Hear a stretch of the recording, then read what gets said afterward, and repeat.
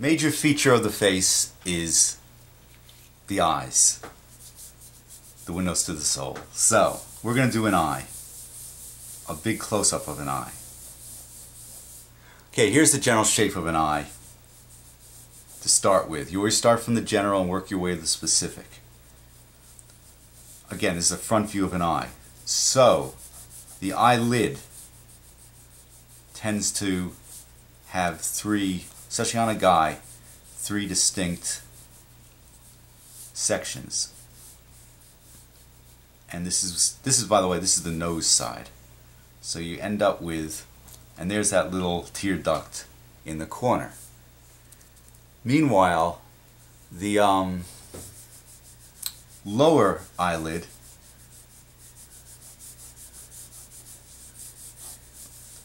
has this type of relationship. Long, straighter, and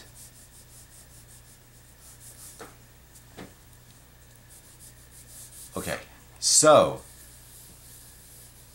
here's the upper eyelid, just drawing it in. Now, the eye's a sphere, so you have the iris actually being overlapped by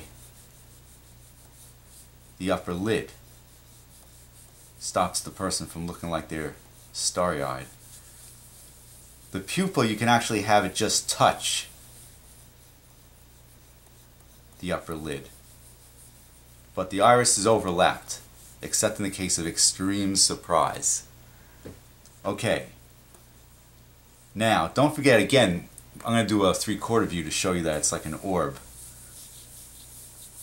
Here's the way an eye looks on a 3/4. This is actually the eyeball. Here's the center line.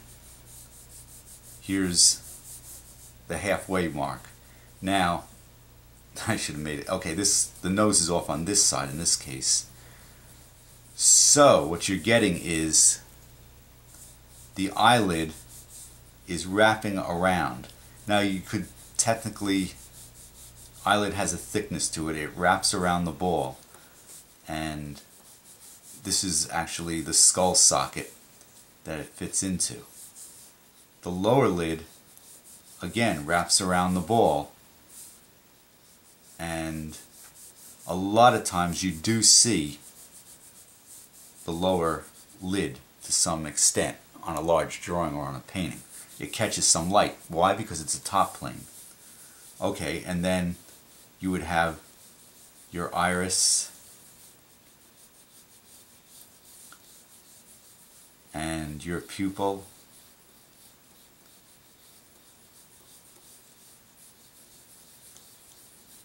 Okay, so back to this eye.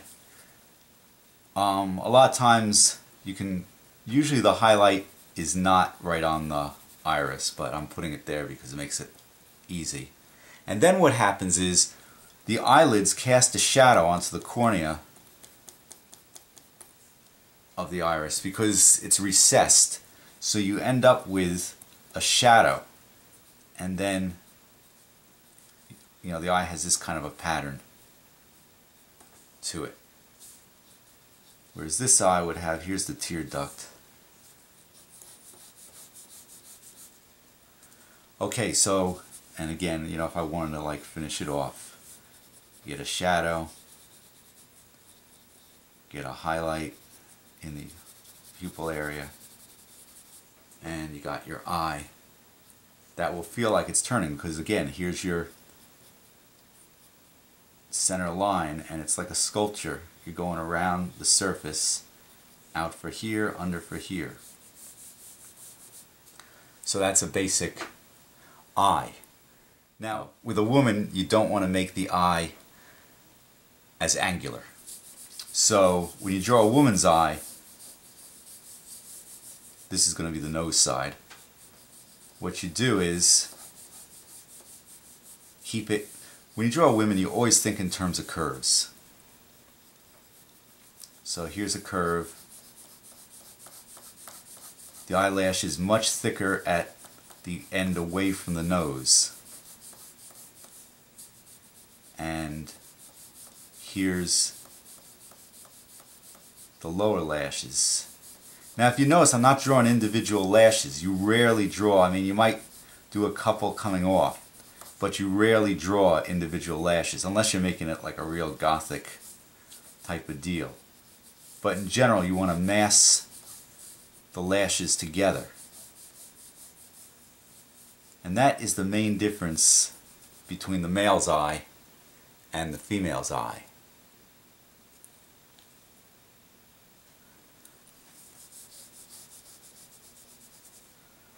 And again, you know, here's the iris setting so it's overlapped by the top of it. And then, you know, you do the same thing by putting in the pupil touching the top, throw in the shadow, throw in the highlight, and